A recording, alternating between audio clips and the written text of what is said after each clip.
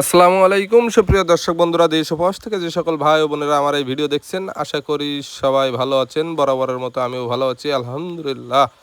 দেখুন, আমি যে শুকনো গরুটার বীজ দেব না বলেছিলাম গতকালকের ভিডিওয়, কিন্তু আজকে বীজ দিতে বাধ্য হচ্ছি। কারণ কি জানেন? অবশ্যই কারণটা বলে দেব, ধৈর্য সহকারে ভিডিওটা দেখুন। তা যাই হোক, অনেকেই বলেছিলেন আমার এই যে ডাক্তার কেন পানি মিটার দিয়ে পরীক্ষা করে না। সে এমনই অভিজ্ঞ একজন ডাক্তার। দেখুন, পানি কিন্তু রেডি করে নেওয়ার পরে মিটার একবারেই দেশে, একবারেই তাপমাত্রা ঠিক আছে।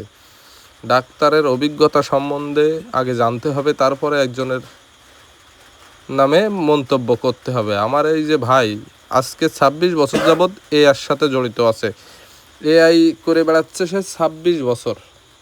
কিন্তু এর আরও ৪ বছর আগের থেকে ইউম্যানের একজন ভালো উচ্চ লেভেলের ডাক্তার, তার চেম্বার আছে আমাদের যশোর জেলা কোদা বাজারে। ইউম্যানের রুগী দেখে, যাই হোক ৭০০-৮০০ টাকা ফিতি, কিন্তু সে রুগী দেখে, এমন লেভেলের ডাক্তার। আবার পরিচিত লোক, গরিব মানুষ গ্রামের, তাদের কাছ থেকে কিন্তু সীমিত পয়সা নেই। যদি বলেন যে মানুষের ডাক্তার হওয়ার পাশাপাশি কেন এটা করে, হ্যাঁ এটা করে প্রত্যেক দিন সকালের থেকে শুরু করে মনে করেন সন্ধ্যা পর্যন্ত, সন্ধ্যার পরে চেম্বারে বসে। তা যাই হোক, ভাই কিন্তু শুধু এআই করে না, ভালো ট্রিটমেন্টও করে থাকে। যাই হোক, আমিও যে ট্রিটমেন্টগুলো কম বেশি করি তার কাছ থেকেও পরামর্শ নিয়ে করি, যে সব আমার ভিতরে আছে এমনটা নয়। তা যাই হোক, বীজটা ভাই কেন শাটে মুছলো জানেন? আগের দিন কিন্তু একটা রুমালে মুছেছিল, সে রুমালটা আজকে আকাশের আবহাওয়া খারাপের জন্য ভিজে গেছে, এই কারণে শাটে মুছেছে। আর নিজের ব্যবহৃত শার্ট, অনেকেই ভাবছেন যে না ভাই কোন লেভেলের লোক, সে এইটা করে খায়। এই যে পোশাক, এরকম পোশাক এই যে বীজ দেওয়া কাজ করলে অনেকেই কিনতে পারবে। তা যাই হোক, বীজটা মুছে নেওয়ার ক্ষেত্রে কিন্তু শার্টটার ক্ষতি হলো না, বা বীজটার ভালো হলো। এখন এই যে বীজটা খোলা অবস্থায় গরুর কাছে আনা ঠিক হবে কি না? না, ঠিক হবে না। এই বীজটা শরীরের সাথে অ্যাডজাস্ট করে নিজের তাপমাত্রা ঠিক রেখে নিয়ে আসতে হবে। অনেক সময় বীজ দিতে লেট হতে পারে, গরু তৈরি করতে লেট হতে পারে, সেই ক্ষেত্রে কি করতে হবে?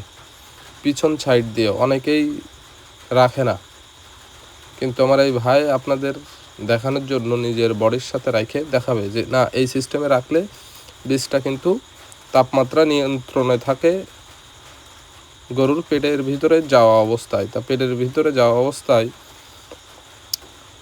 নিয়ন্ত্রণে রাখে দিয়ে দিল। যাই হোক, ডাক্তারের কাজ কিন্তু বীজ দিয়ে দেয়া, সঠিক জায়গায় পৌঁছয় দেওয়া, বাদ বাকি কনসেপ্টের সিস্টেমটা কিন্তু আপনাকেই ব্যবহার করতে হবে।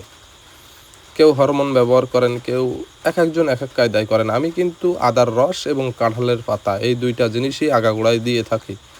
তা যাই হোক, বীজ দেওয়া শেষ হইলে কিন্তু আমি ওইটাই দেব।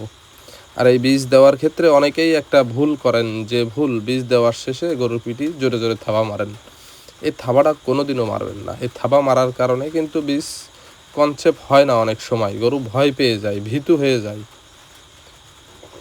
গরুটাকে বীজ দেওয়ার পরে গরুর যে জনিপথ, যে রাস্তা দিয়ে বীজ দিলে ক্রাইটেরিয়াস, এটা ধরে যদি পাঞ্চ করা হয়, তাহলে এই গরুটার মস্তিষ্কের ভিতরে, মেমোরির ভিতরে যায় যে না, আমাকে সেক্সুয়ালিভাবে কিছু একটা দেওয়া হয়েছে, মানে বীজটা যে দেওয়া হয়েছে তার সাথে যে সেক্সের একটা সম্পর্ক আছে, এটা কিন্তু তার মস্তিষ্কে চলে গেল। সেই ক্ষেত্রে গরুটা শান্ত হয়ে যাওয়ার সম্ভাবনা আছে। তা যাই হোক, কোন কারণে বীজ দিতে বাধ্য হচ্ছে জানেন? আমার এই গরুটা আজকে সকালের দুধ দোয়াইতে দিচ্ছে না, ওর উলানে দেখেন সম্পূর্ণ দুধ আছে, গরুটা মোট পানাইতেই দিচ্ছে না, অতিরিক্ত ছটপট করতেছে। এই কারণে কিন্তু বীজ দিয়ে দিতে বাধ্য থাকলাম, তা না হলে আমি পরে বীজ দিতাম। দ্বিতীয়বার আবার বীজ দেব 18 ঘন্টা পরে, সেটাও দেখাবো।